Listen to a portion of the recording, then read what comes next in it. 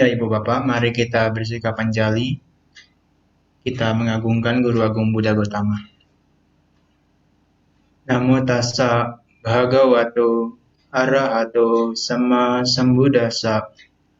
Namo tassa bhagavato arahato sama sambuddhassa.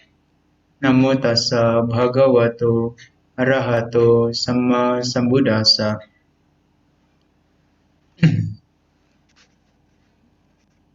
Ya, selamat malam. Yang mulia Bante Adi Kusalo Mahatera dan juga Ibu Bapak, Saudara-saudari sedama yang berbahagia yang pada malam hari ini hadir di Zoom maupun di Facebook ya secara live streaming.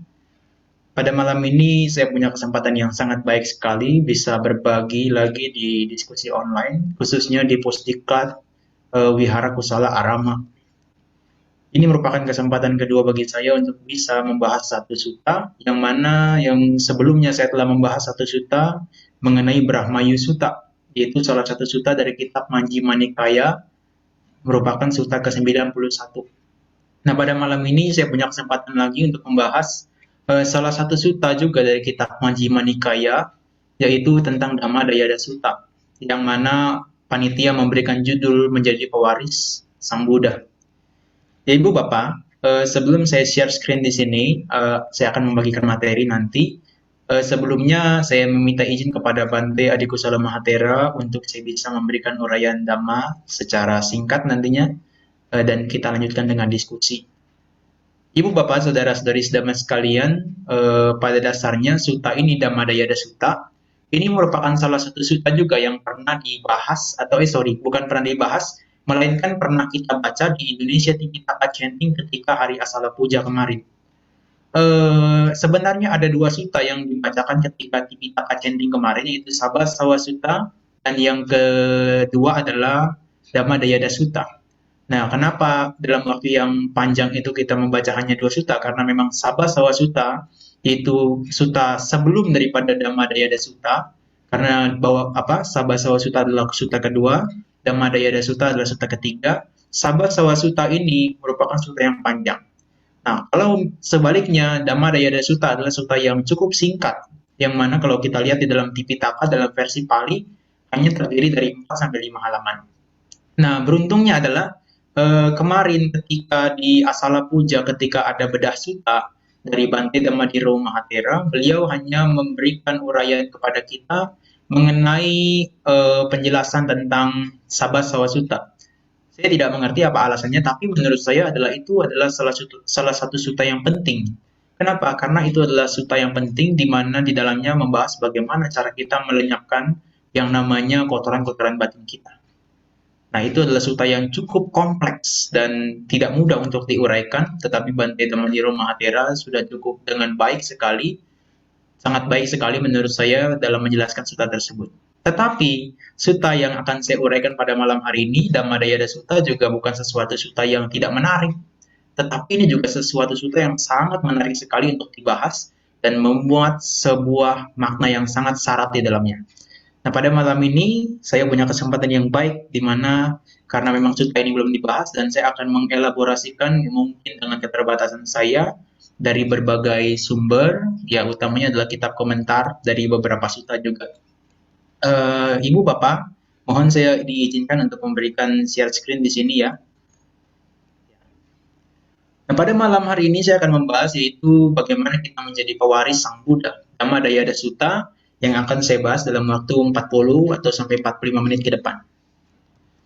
Ibu Bapak, kalau kita mau mempelajari sutta, kita harus mengetahui dulu berkenaan dengan kerangka daripada sutta ini.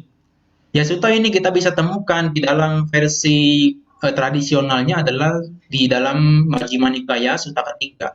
Tetapi dalam versi modernnya di dalam kitab Tipitaka, khususnya dalam Tata Sanggayana, kita bisa menemukan di sana ada di volume pertama dan ada di halaman 12 sampai 16. Dan itulah kenapa saya katakan bahwasanya sutta ini hanya terdiri dari 4 sampai 5 halaman. Cukup singkat.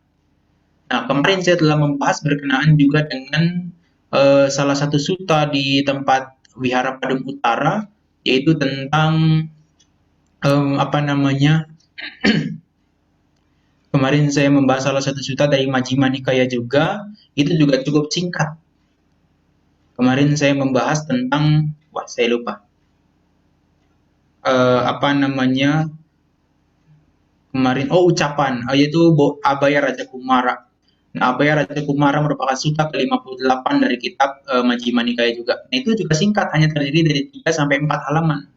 Nah, itulah kenapa disebut Majjhima, karena adalah khotbah tersebut adalah sifatnya menengah, tidak panjang dan juga tidak pendek seperti itu.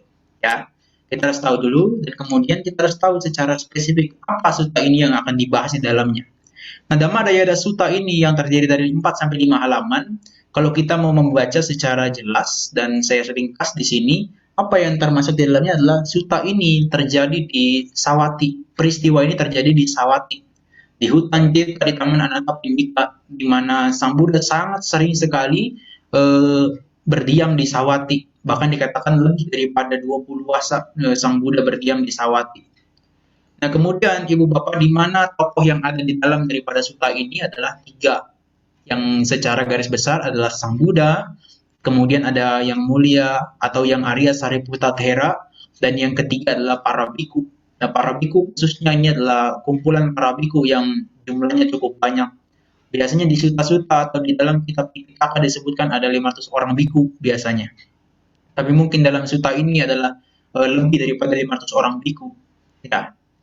Kemudian Ibu Bapak, di dalam sutta ini Sang Buddha mengajarkan bagaimana kita menjadi atau para biku atau para pengikut Sang Buddha menjadi pewaris yang sejati.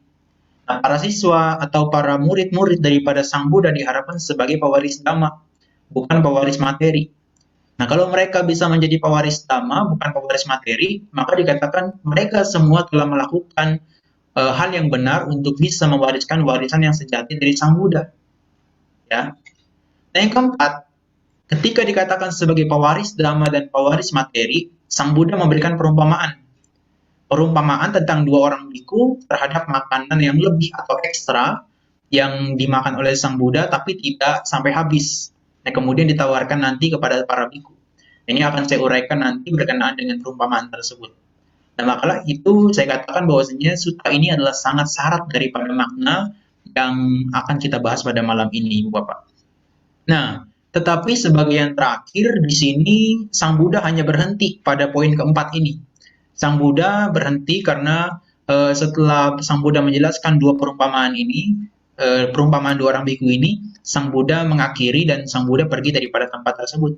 Tetapi di dalam sutta ini dilanjutkan oleh siapa? Oleh yang Arya Sariputta Thera. Yang Arya Sariputta Thera melanjutkan penjelasan tentang yang terkait hal tersebut juga kepada para biku tersebut, menjelaskan tentang ciri-ciri seseorang siswa yang tidak berlatih dan seorang siswa yang berlatih dalam keterasingan atau wiweka. Dan maka dalam hal ini nanti yang akan banyak saya bahas adalah tentang wiweka. Kenapa wiweka atau keterasingan sama nira yang dibahas? Karena dengan keterasingan inilah para biku bisa dikatakan sebagai pewaris Dhamma, Ibu Bapak. Ya, bukan orang yang dikatakan sebagai pewaris materi. Ya, kita selanjutnya di sini dikatakan oleh Sang Buddha, Dhammadayadami bikawe awata mahami sadayada. Oh, para biku, jadilah pewarisku dalam dhamma, bukan pewarisku dalam benda-benda materi. Ya, ini sangat jelas sekali Sang Buddha memberikan uraian ini, bahwasanya Sang Buddha menginginkan para biku untuk menjadi apa? Menjadi pewaris dalam dhamma, bukan pewaris dalam benda-benda materi.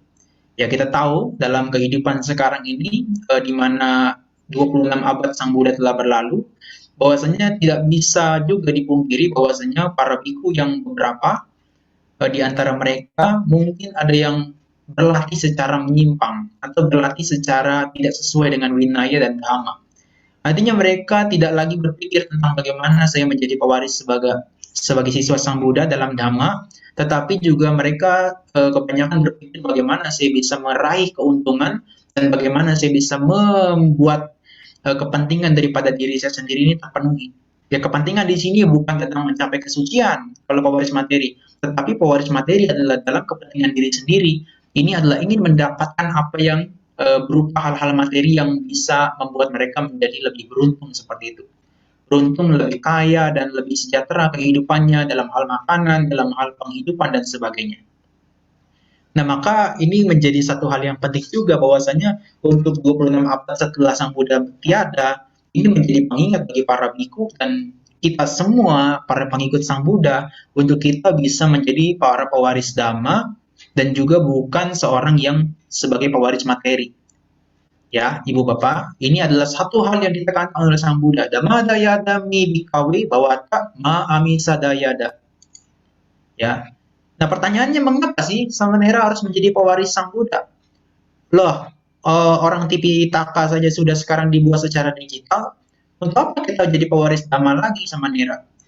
Ya memang sekarang sudah dikatakan sebagai era modern di mana Tipitaka pun sudah dilakukan pengulangannya dan di-record secara digital, yang mana mungkin bagi para biku ataupun beberapa pengikut Sang Buddha berpikir, oh sudah tidak perlu lagi mengingat atau menghafal Tipitaka.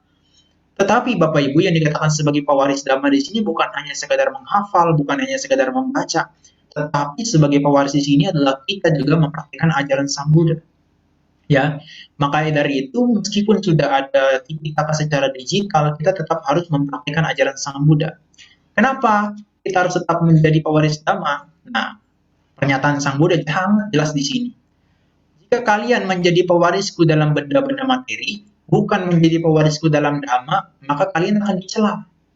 Nah, kalau kalian dicela sebagai murid atau siswa dari Sang Buddha, nah aku atau Sang Buddha juga akan dicela. Dicela seperti apa? Dicela para siswa Sang Guru, para biku sebagai pewarisnya dalam benda-benda materi, bukan sebagai pewarisnya dalam Dhamma lagi. Nah, pewaris dalam Dhamma ini sudah tidak ditemukan, katanya Sang Buddha, kalau misalnya mereka semua berpikir menjadi pewaris daripada materi. Ya, materi bagi para biku di sini adalah 4 kebutuhan pokok, Ibu Bapak. Ya, satu percaya 4 kebutuhan pokok. Apa itu Samanera? Makanan yang dikatakan sebagai bojana, kemudian ada ciwara, ada jubah, kemudian ada senasana, tempat tinggal, dan yang keempat adalah gila napacaya. Gila napacaya saja parikhara itu adalah berkaitan dengan obat-obatan yang bisa menyembuhkan daripada penyakit. Ya itu semua adalah berkaitan dengan materi. Yang dari dulu sampai sekarang para biku hartanya adalah 4 hal tersebut. Nah kalau mereka sedikit saja lengah, mereka akan bisa menjadi pewaris berdasarkan hanya pada materi saja, bukan pewaris berdasarkan dhamma. Nah artinya ketika mereka sudah berpikir bahwasanya saya ingin mendapatkan benda-benda materi ini sangat banyak, lebih banyak, mendapatkan benda-benda materi yang sangat bagus dan sebagainya, maka mereka sudah pikirannya tidak akan lagi fokus untuk mempraktekkan dhamma. Ya, ya mungkin fenomena ini Ibu Bapak akan pernah melihat di tempat lain atau di tempat-tempat yang negara-negara Buddhis seperti itu. Ya Ibu Bapak, dikatakan bahwasanya di sini ada salah satu stanza atau syair yang diucapkan oleh Sang Buddha, bahwasanya dalam satu kalimat juga dijelaskan bahwasanya atimitum hisu anukampa intimesa waka dhammadayada bhaveyum no amisa dayadati. Nah, artinya ketika itu Sang Buddha berpikir karena belas kasihnya beliau kepada para murid-muridnya, bagaimanakah agar para siswaku ini dapat menjadi pewarisku dalam dhamma, bukan pewarisku dalam benda-benda materi. Nah, Sang Buddha ini berpikir bagaimana caranya supaya siswa-siswa ini bisa sesuai dengan apa yang diharapkan oleh Sang Buddha. Ya tentunya harapan Sang Buddha ini bukan berkaitan dengan tanha, bukan berkaitan dengan nafsu keinginan, karena sama Sang Buddha, para arahat sudah melenyapkan tanha. Tetapi ini adalah pengharapan secara konvensional, di mana Sang Buddha mengharapkan kesejahteraan daripada dhamma ini agar tetap bisa eksis dan bisa bertahan lebih lama. Ya, Ibu Bapak, di sini kita lanjutkan bahwasanya saya jelaskan tadi mengenai Sang Buddha memberikan 2 perumpamaan. Ya, sebenarnya ini adalah titik akhir daripada sutta ini yang dimana terlibatnya Sang Buddha dalam sutta ini. Nah, Sang Buddha memberikan 2 perumpamaan 2 orang biku terhadap makanan lunch atau surplus, saya katakan seperti itu. Ya, ini adalah makanan yang ekstra dikatakan oleh Sang Buddha. Nah, pada saat itu diumpamakan oleh Sang Buddha, diberikan contoh dengan perumpamaan, ada seorang biku yang ditemani oleh satu orang temannya, jadi totalnya ada 2. di mana mereka dalam keadaan yang lelah dan letih dan mereka dalam keadaan yang lapar. Nah, para biku di saat itu juga membutuhkan makanan sebenarnya. Nah, Sang Buddha saat itu sudah makan dan ada makanan tambahan, Sang Buddha ini menolak untuk makan lebih banyak. Kenapa? Karena beliau merasa sudah kenyang, sudah selesai, sudah cukup, dan telah memakan apa yang beliau butuhkan. Nah, kemarin di Brahmaya Sutra saya sudah pernah menjelaskan di dalam forum ini bagaimana cara Sang Buddha makan itu hanya sedikit sekali. Dan di sana ketika di dalam sutra ini dijelaskan juga ada makanan yang tersisa dan akan dibuang. Nah, Sang Buddha katakan kepada para biku tersebut, dua orang biku tersebut, makanlah jika kalian menginginkan. Jika kalian tidak memakannya, maka aku akan membuangnya kemana tidak ada tumbuh-tumbuhan atau membuangnya ke air, di mana tidak ada kehidupan. Nah, artinya kalau misalnya mereka tidak mau makan, ya makanan ini akan dibuang oleh Sang Buddha. Tapi kalau mereka mau makan, ya silakan makan. Nah, Sang Buddha sebenarnya ingin menguji atau memberikan ujian kepada para murid-muridnya. Apakah mereka mau makan atau tidak. Nah, ternyata di antara dua muridnya tersebut, yang satu ini sebagai pewaris dhamma, Ibu Bapak. Kenapa? Karena yang satu ini mengatakan, oh, sekarang makanan ini adalah salah satu benda materi. Bagaimana jika seandainya tanpa memakan makanan ini, aku melewatkan malam dan hari dalam keadaan lapar dan lemah. Ya, jadi biku yang pertama dia memutuskan, saya tidak akan makan makanan ini, meskipun ada makanan yang ekstra. Ya, nah ini dikatakan seperti itu, bahwasanya biku ini adalah sebagai pewaris dhamma. Dia tidak memilih untuk mewariskan materi yang Sang Buddha berikan saat itu. Dia lebih baik keadaannya lapar daripada memakan makanan hasil daripada sisa dari Sang Buddha tadi. Nah, kemudian yang kedua adalah biku ini adalah dikatakan sebagai biku pewaris materi. Diberikan tawaran seperti tadi, dia malahan apa? Bagaimana jika aku memakan makanan ini dan melewatkan malam dan hari ini tanpa merasa lelah dan lemah, tanpa merasa lapar dan lemah. Nah, dengan demikian dia makan. Nah, karena dia makan ini, dengan diketahui bahwasanya makanan ini adalah salah satu benda materi, maka dia dikatakan sebagai biku pewaris materi, Ibu Bapak. Ya, jadi biku yang kedua ini timbang dia lapar, lebih baik dia makan. Nah, ini unik. Kenapa unik? Karena biasanya kalau di dalam kehidupan para biku, di dalam kehidupan para perumah tangga dalam keseharian, tentunya antara keterlibatan para biku dan perumah tangga, ketika para perumah tangga mendanaan makanan, memberikan makanan kepada para biku, tentunya para perumah tangga mengharapkan bahwasanya makanan ini harus dihabiskan oleh para biku. Nah, tetapi bahwasanya hal ini dalam konteks yang ini adalah berbeda. Ini bukan mengacu pada hal tersebut. Nah, memang kalau dalam keseharian ini akan dikatakan sebagai biku yang kedua lah yang benar. Kenapa? Karena dia memanfaatkan makanan para perumah tangga yang dipersembahkan itu dengan secara baik dan benar. Itu diperlakukan dan dihabiskan dan dimanfaatkan dengan cara yang baik dan benar. Sehingga ketika itu dihabiskan, itu adalah salah satu upaya untuk menghormati para perumah tangga. Ya, tapi sebenarnya bukan, Ibu Bapak. Ya, tapi sebenarnya bukan. Nah, yang sebenarnya pewaris daripada dhamma ini yang menghormati daripada perumah tangga dan juga menghormati Sang Buddha, ini adalah yang pertama. Dia lebih baik kelaparan dan lemah daripada dia harus makan. Kenapa? Nah, Sang Buddha mengatakan lebih lanjut dalam sutra ini, Ibu Bapak. Sekarang, walaupun biku itu dengan memakan makanan itu melewatkan malam dan hari itu tanpa merasa lapar dan lemah, namun biku pertama lebih terhormat dan dipuji olehku. Siapa biku pertama tadi? Biku pertama tadi adalah biku yang merupakan pewaris dhamma, Ibu Bapak, yang lebih memilih dia tidak memakan daripada makanan yang dikatakan makanan sisa, makanan lebih tadi, makanan surplus tadi dari Sang Buddha. Dia menolak. Kenapa? Karena dia tahu bahwasanya makanan itu adalah salah satu benda materi. Dia tidak mau bahwasanya pelatihan sebagai biku hanya untuk makan. Ya, makanya ada slogan tuh dalam kehidupan kita sehari-hari.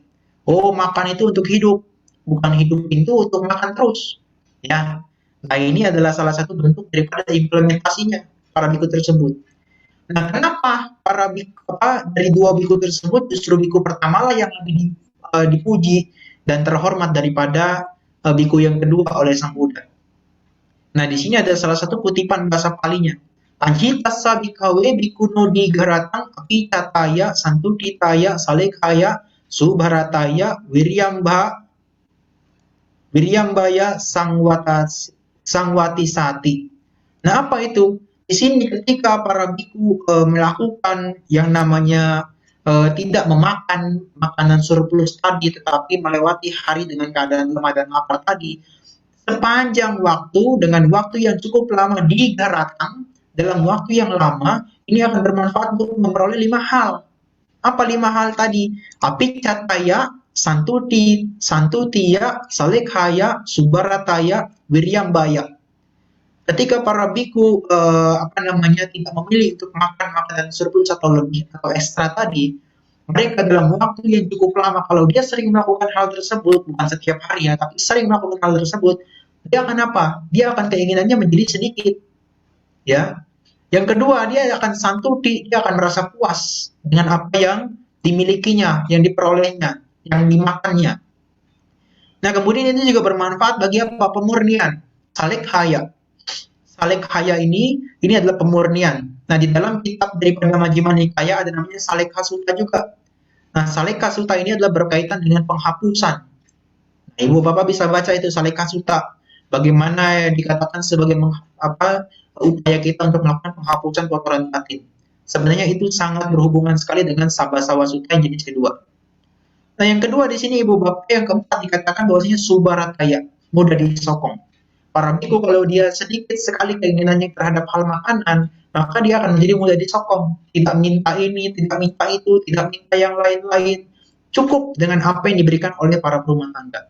Seandainya diberikan nasi dengan dengan kari saja sudah cukup, itu tidak akan meminta lagi. Tidak akan meminta tambahan, oh saya mau ini, saya butuh itu, saya butuh ini, dan butuh itu. Nah, para perumah tangga dengan seperti itu pun akan menjadi senang untuk menyokong para biku. Oh, biku ini mudah dirawat nih, tidak repot. Nah, di dalam Karanyameta Sutta juga dikatakan kan, bahwasanya para biku itu harus mudah dirawat, tidak repot, bersahaja hidupnya. Nah, ini adalah salah satu daripada kriteria tersebut juga, mudah disokong, Subarataya. Nah, dengan demikian, setelah 4 hal ini diperoleh karena melakukan sebagai maka yang kelima juga akan diperoleh Wiryambaya. Dari kata wirya dan arambha. Nah, wiryambaya yaitu membangkitkan kegigihan atau semangat atau usaha. Nah, artinya Ibu Bapak, ketika seseorang melakukan yang namanya pewarisan secara dhamma bukan materi, mereka akan membangkitkan kegigihannya untuk merealisasi yang namanya tujuannya tertinggi sebagai seorang biku. Yaitu merealisasikan yang namanya kebebasan daripada penderitaan, nibbana. Nah, tetapi mereka yang menjadi seorang pewaris materi, mereka tidak akan memperoleh 5 hal ini. Kenapa? Karena mereka keinginannya akan banyak. Mereka tidak cukup puas. Mereka akan meminta lagi dan lagi. Dan untuk pemurnian, mereka akan sulit terkondisi. Dan mereka akan menjadi orang yang sangat sulit untuk disokong. Dan mereka akan sulit untuk membangkitkan kegigihannya dan malah menjadi malas-malasan. Kenapa? Karena lobanya itu berkembang. Karena raganya berkembang. Nafsu keserakahannya berkembang. Nafsu raganya juga berkembang. Nah, ada salah satu contoh yang diberikan oleh Mahasi Sayadaw bahwasanya di dalam Siri Manggalo tadi saya baca di dalam kitab komentar tadi, beliau menceritakan bahwasanya ada salah satu biku di Myanmar. Biku ini terbiasa untuk makan dengan kari, dan dia sangat menyukai makanan kari tersebut. Di antara semua makanan dia sangat suka dengan makanan kari, dan setiap kali dia makan, para perumah tangga harus menyiapkan yang namanya makanan kari tersebut. Nah, meskipun dia harus pergi ke tempat yang jauh, beliaunya ini harus pergi ke tempat yang jauh, para umatnya harus mempersiapkan yang namanya makanan kari tersebut. Nah, artinya ini menjadi sebuah kemelekatan. Nah, kemelekatan terhadap makanan kari tersebut. Nah, kalau di Indonesia misalnya, oh, saya kalau makan harus ada sambalnya nih. Kalau nggak ada sambalnya nggak top rasanya. Nggak bisa sampai ke tenggorokan rasanya. Ya sampai di lidah doang rasanya. Atau kalau saya makan harus ada petainya, harus ada jengkolnya itu. Ya, itu adalah salah satu nanti bentuknya adalah kemelekatan. Kalau tidak ada petai, tidak ada jengkol, nanti apa? Dia akan menjadi yang namanya gelisah. Dia tidak menjadi puas. Dia menjadi menjadi nafsu keserakahannya meningkat. Nah, karena itu biku ini tidak mudah disokong, katanya Mahasi Sayadaw. Nah, biku ini menjadi merepotkan umat. Umatnya setiap hari harus mempersiapkan tari. Padahal setiap hari itu tidak mudah didapatkan. Dan apalagi kalau berpergian jauh-jauh di tempat yang berbeda kondisinya dengan di tempat tersebut. Untuk mendapatkan tari itu tidak mudah. Kalau tidak mendapatkan ari, dia tidak mau makan. Nah, maka para biku seperti ini adalah biku-biku yang sulit untuk apa? Dirawat oleh umat, disokong oleh umat. Ya tentu saja pemurnian juga berkaitan dengan kepuasan batinnya ini sangat sulit diperoleh dan sehingga dia tidak bisa mendapatkan yang namanya kemajuan secara spiritual maupun secara apa namanya kehidupannya sebagai seorang biku seperti itu. Ya, jadi kita ingat bahwasanya inilah 5 hal yang diperoleh. Ya, nah ibu bapak, sebelum kita memasuki slide ini, saya meminta ibu bapak untuk lebih fokus lagi bahwasanya kita akan lebih spesifik membahas berkenaan dengan WBK. Nah ini adalah salah satu hal yang cukup penting dalam kehidupan kita, apakah sebagai perumah tangga atau sebagai seorang biku. Nah ini akan lebih apa namanya lebih komprehensif penjelasannya secara suta ini, maka ibu bapak mungkin harus lebih ekstra perhatiannya.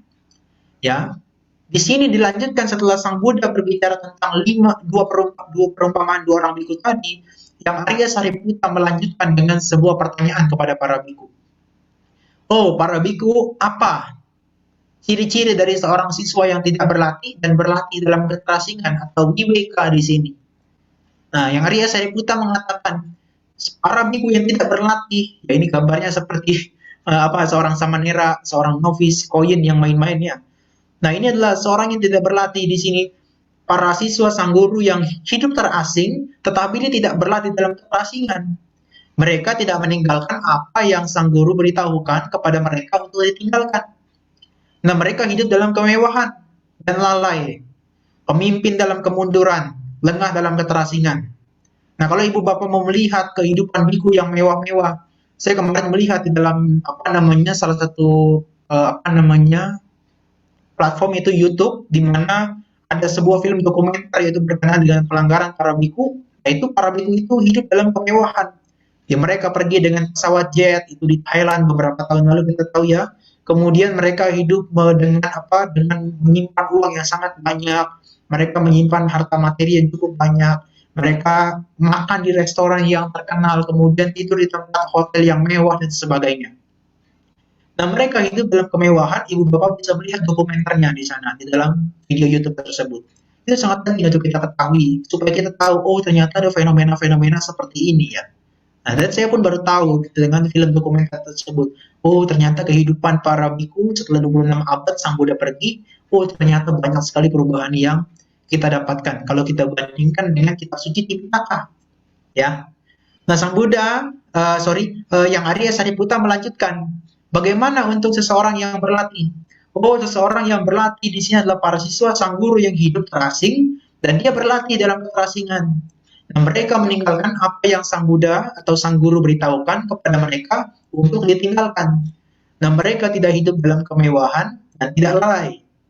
Dan di samping itu juga mereka tekun untuk menghindari yang namanya kemunduran dan dan tidak lengah dalam keterasingan. Ya, jadi mereka tidak lalai dan tidak lengah dalam keterasingan ibu bapak. Nah, di sisi yang lain, kalau seandainya itu terjadi bapak ibu, maka apa dampaknya? Dampaknya adalah kalau tidak berlatih, malah maka para biku senior yang dikatakan sebagai tera dan para biku yang dikatakan sebagai menengah atau majima biku dan para biku junior yaitu nawaka biku, mereka akan dicela untuk 3 alasan tersebut. Apa 3 alasan tersebut? 3 alasan tersebut adalah ini. Mereka tidak meninggalkan apa yang sang guru beritahukan. Mereka hidup dalam kemewahan dan kelalaian, pemimpin dalam kemunduran dan kelengahan. Dan satu lagi adalah mereka meskipun hidup terasing tapi tidak berlatih dalam terasingan. Ya. Dan sebaliknya kalau mereka yang berlatih ibu bapak, berlatih di sini bukan hanya tentang berkaitan dengan meditasi atau bhawana, tetapi bahwasanya berlatih di sini juga berkaitan dengan pariyati, pati-pati. Artinya bisa belajar secara pariyati dan juga pati-pati praktek dhamma berkenaan dengan dana, sila, dan bhawana. Jadi bukan meditasi tapi bhawana. Kenapa saya katakan bhawana? Karena bhawana di sini bukan hanya berkaitan dengan pengembangan konsentrasi, bukan hanya duduk diam bermeditasi. Tetapi bhawana di sini bisa juga berkaitan dengan mendengarkan dhamma seperti ini, dhamma desana, dhamma sawana, kemudian juga bisa dengan pembabaran dhamma di sana dan juga bisa berkaitan dengan diskusi dhamma, bisa berkaitan dengan pengembangan batin melalui meditasi, yaitu pencapaian jana-jana dan melatih vipassana. Dan yang terakhir juga sebenarnya bisa bawana itu dikembangkan melalui yang namanya pelurusan pandangan kita. Nah, artinya apa? Kita masih punya pandangan-pandangan keliru nih tentang satu hal. Nah, kita luruskan dengan apa? Dengan memiliki pandangan yang benar, belajar dari berbagai macam sumber, dari berbagai macam guru, dan kita melatih meditasi supaya kita bisa merealisasi secara langsung. Dan dengan demikian itulah bhawana. Nah, maka saya tidak mengatakan hanya dana sila meditasi, tapi dana sila dan bhawana. Ya. Nah, inilah karena orang-orang yang berlatih tersebut, maka para biku yang senior, menengah, ataupun junior, mereka akan dipuji untuk 3 alasan ini, Ibu Bapak. Ya. Nah, kalau Ibu Bapak pernah melihat di postingannya Test of Truth di sana, saya pernah menuliskan satu, kutipan, yang sebenarnya juga kutipan ini tidak saya tuliskan berdasarkan pemikiran saya, tapi ini adalah berdasarkan apa yang tertuang dari Tipitaka. Dan saya pernah juga membaca salah satu tulisan daripada seorang biku, salah satu artikelnya. Nah, kurang lebih adalah pembahasannya seperti ini.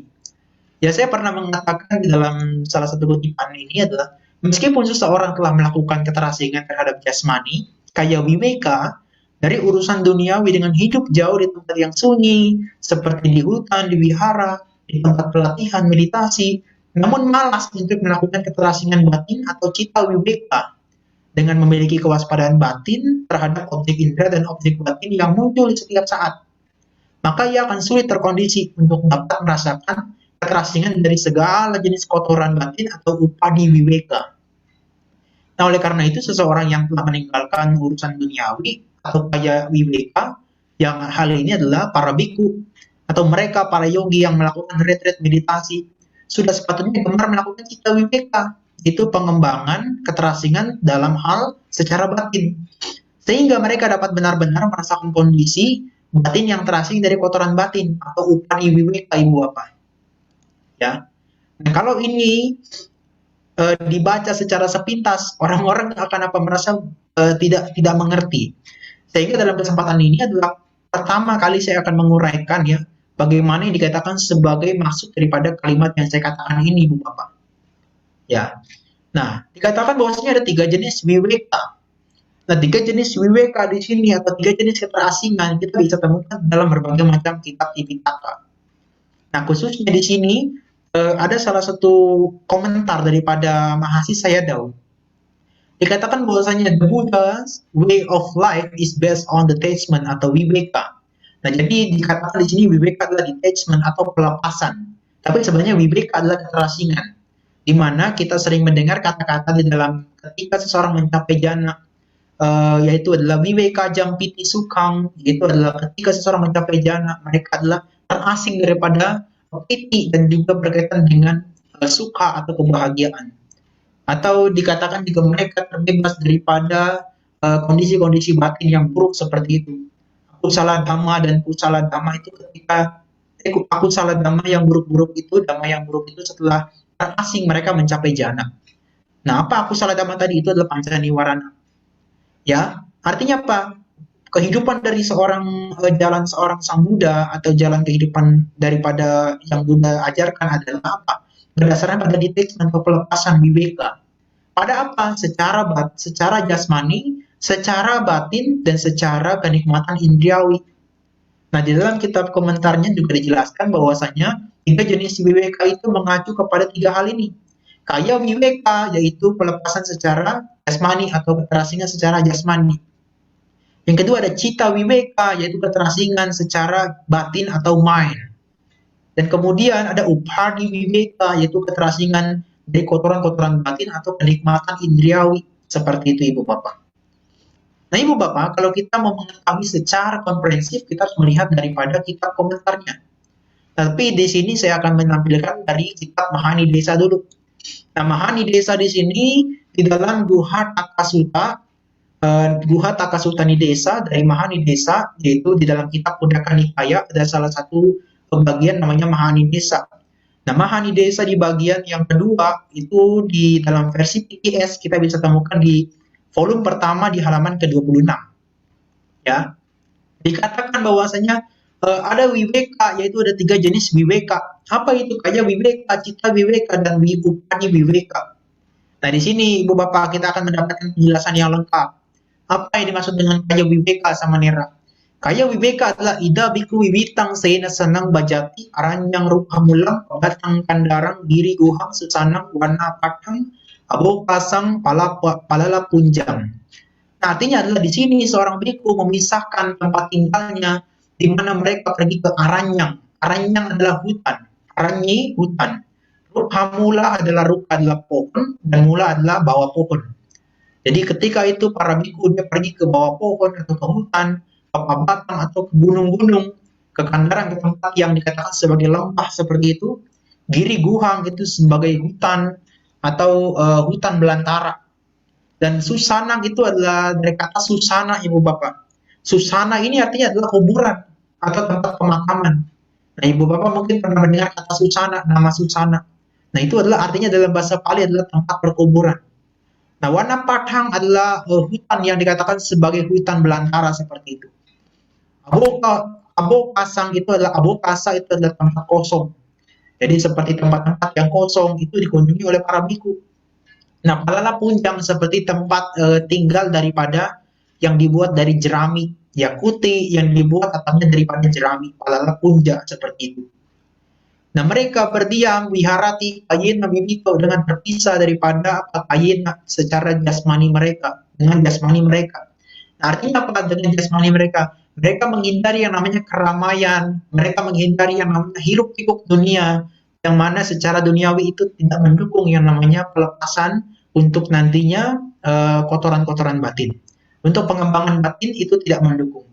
Nah, oleh karena itu kalau kita mengetahui dalam tradisi Thailand ada namanya dutangga. Nah, mereka yang melatih dutangga atau biku-biku hutan, mereka akan cenderung melatih apa dirinya untuk pergi ke hutan-hutan. Dan ketika mereka pergi ke hutan-hutan, itu apa? Mereka ada melakukan yang namanya kaya wibeka. Mereka menghindari keramaian dan kerumunan orang-orang banyak yang Bapak. Nah, so eko gajahati, so eko gajahati adalah lalu mereka pergi, mereka berdiri, eko hati, eko nisidati, mereka duduk dan mereka melakukan pindah gampang pindaya itu pergi kepada apa? Pergi ke desa-desa untuk berpindah patah dan itu dan mereka juga melakukan tangkamana, mereka juga melakukan meditasi di sana, mereka juga berdiam dengan berjalan dengan posisi apapun di sana di tempat-tempat yang sunyi tersebut, maka itu dikatakan sebagai ayam kaya wibeko. Ayam kaya wibeko ini adalah dikatakan sebagai kaya wibeka, Ibu Bapak. Nah, artinya kalau dalam kehidupan sekarang ini kita tidak harus menemukan tempat-tempat yang sunyi itu di hutan. Kita bisa menemukan justru di tempat retret meditasi. Di berbagai wihara juga banyak. Yang menjadi sentra meditasi ini sudah banyak. Nah, para ibu bapak rumah tangga sekalian, upasaka upasika, kalau misalnya mau melakukan kaya wibeka, nah ibu bapak bisa pergi ke wihara atau center untuk melakukan retret meditasi. Atau melakukan pabaja samanera sementara, itu pun dikatakan sebagai kaya wibeka. Tapi kaya wibeka yang sementara. Nah, kalau para biku, para anggota sangga mereka yang pergi ke hutan atau mereka yang dalam tradisi dutangga, itu adalah mereka yang melakukan kaya wibeka secara sepenuhnya seperti itu. Jadi mereka terasing dari kehiruk-pikukan dunia keramaian secara sepenuhnya.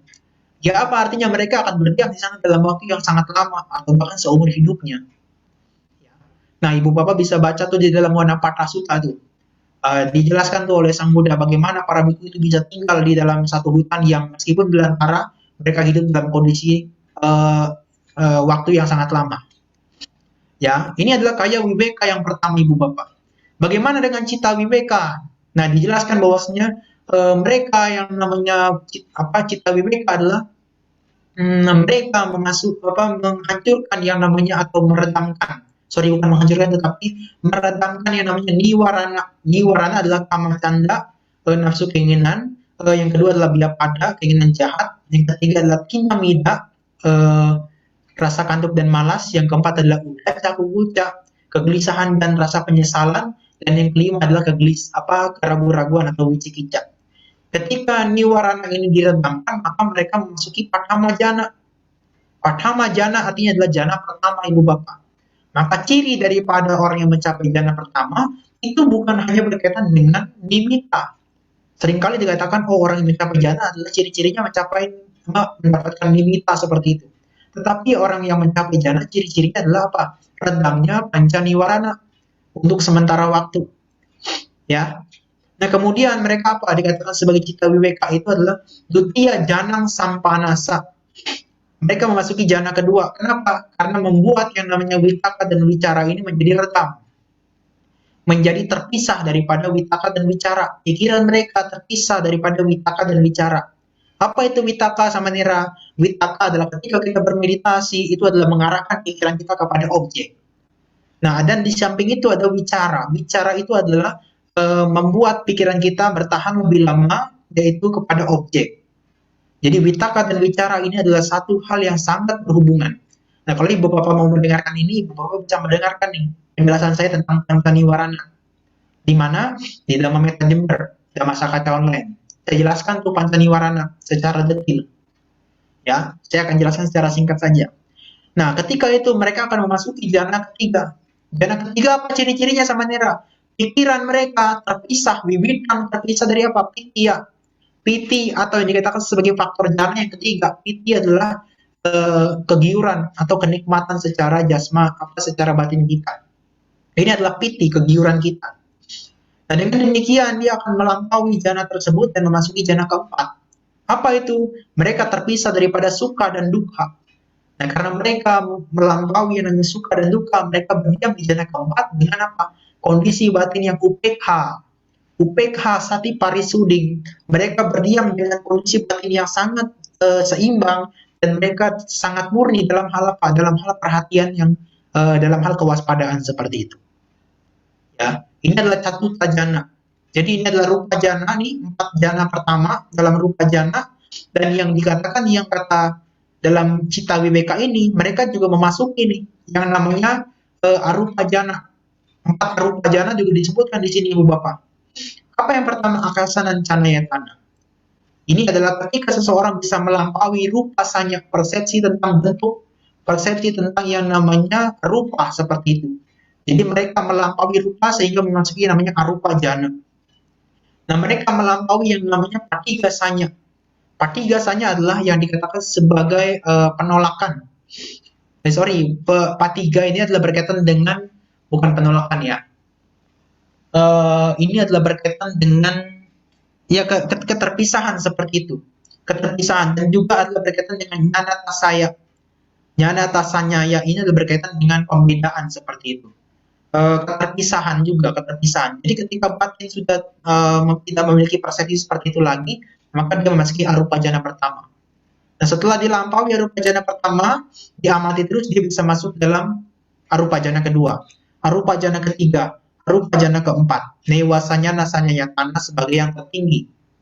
Nah, tetapi di dalam cita wiweka, di dalam mahani desa ini disebutkan bahwasanya mereka bukan hanya berdiam dalam 8 jana, yang biasanya disebutkan sebagai atha sampati, 8 pencapaian. Tetapi di sini disebutkan juga mereka melenyapkan sakaya diti, wicikita, silabata, paramasa, yang dikatakan sebagai diti anusaya, wicikita anusaya, sehingga mereka menjadi seorang sotapana, Ibu Bapak. Ya. Nah, kemudian mereka menjadi seorang sakadagami.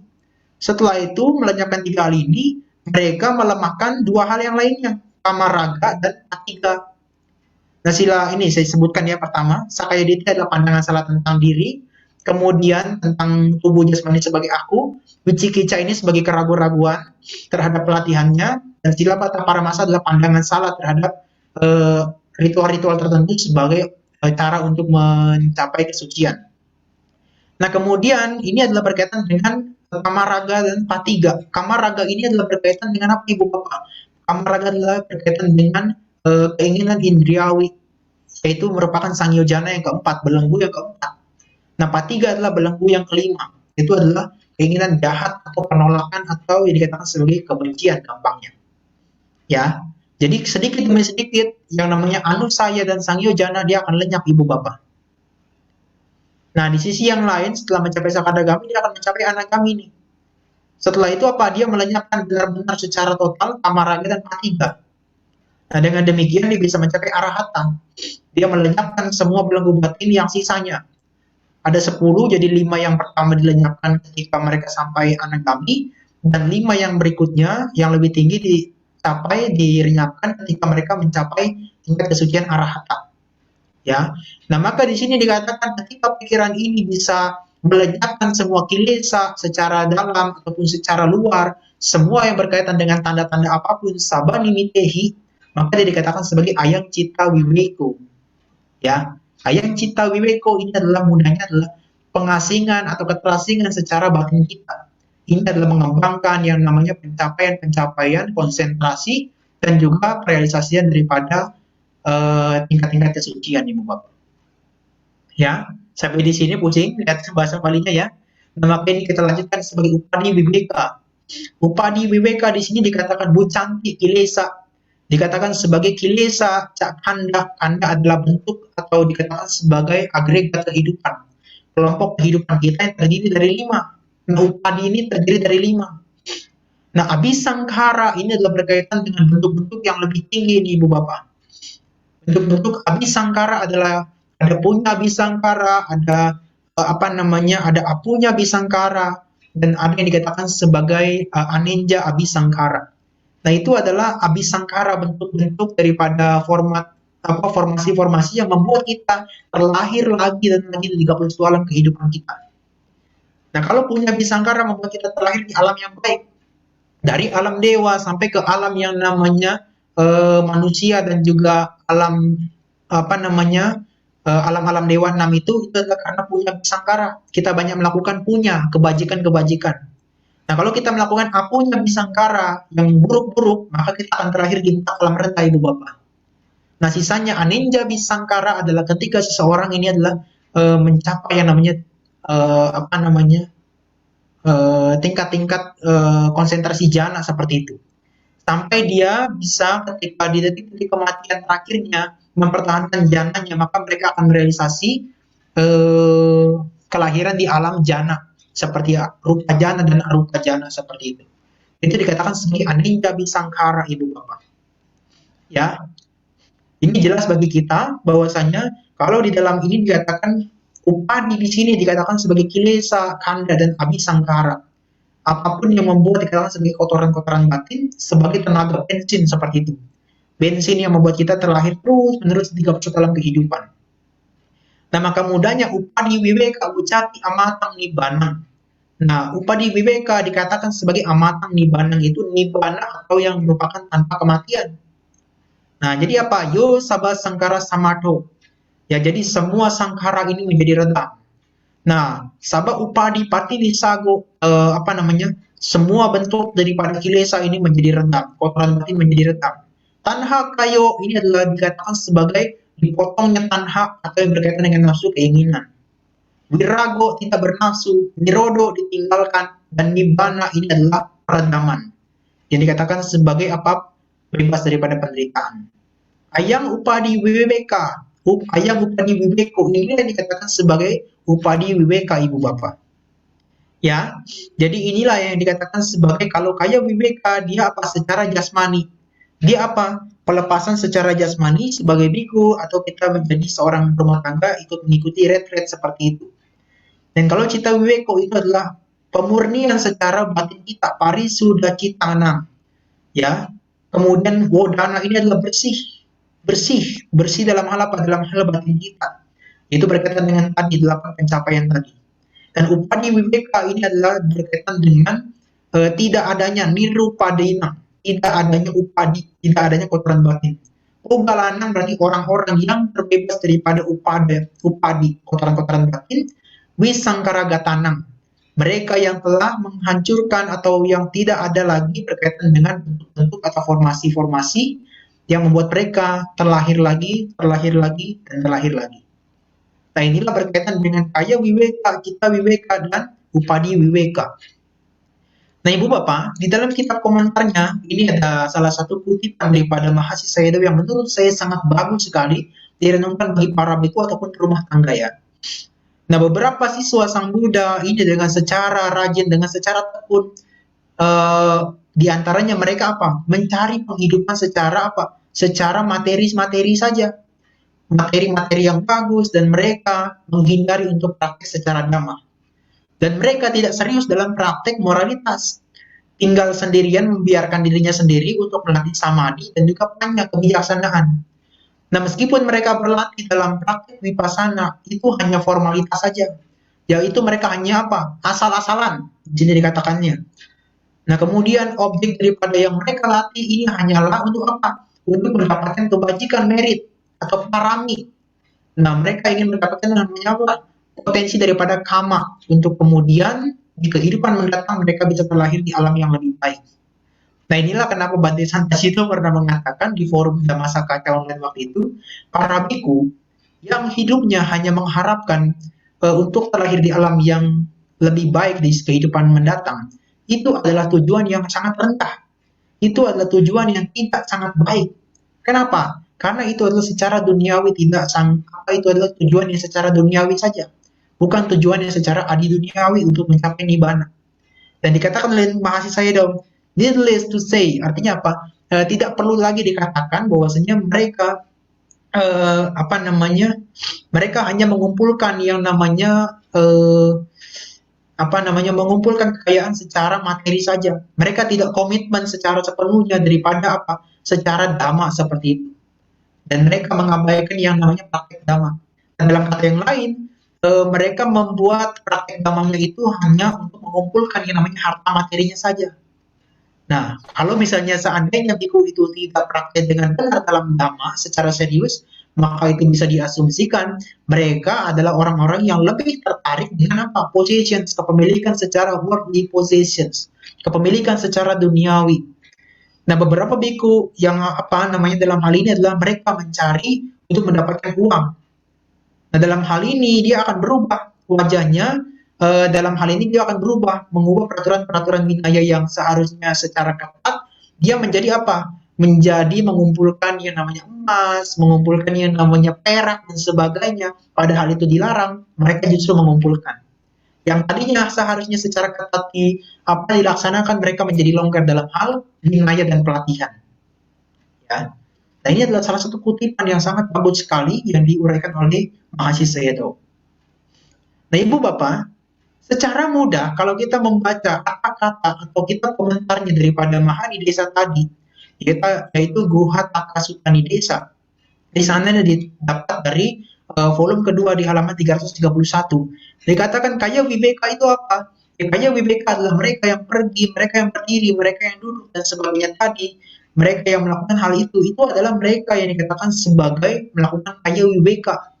Mereka yang melakukan pengasihan atau keterasingan secara jasmani, Ibu Bapak.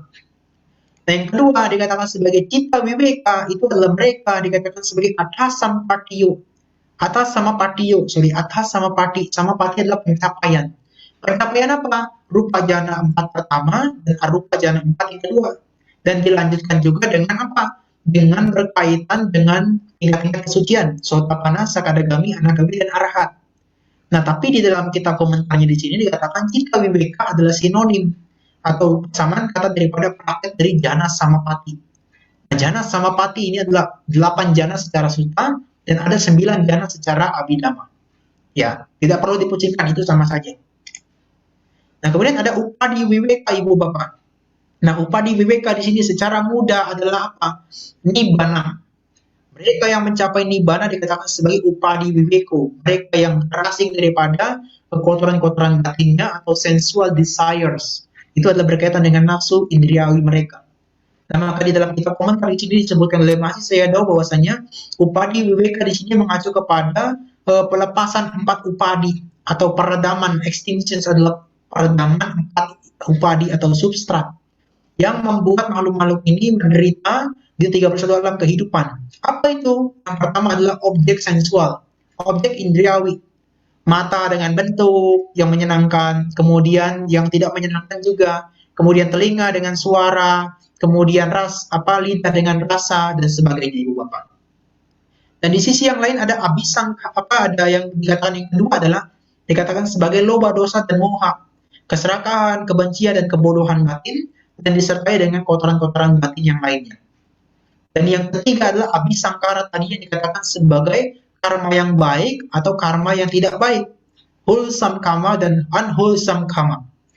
Dan yang keempat di sini yang lebih kompleks lagi, ini lebih mengacu kepada parinibbana, di mana adalah kehendak.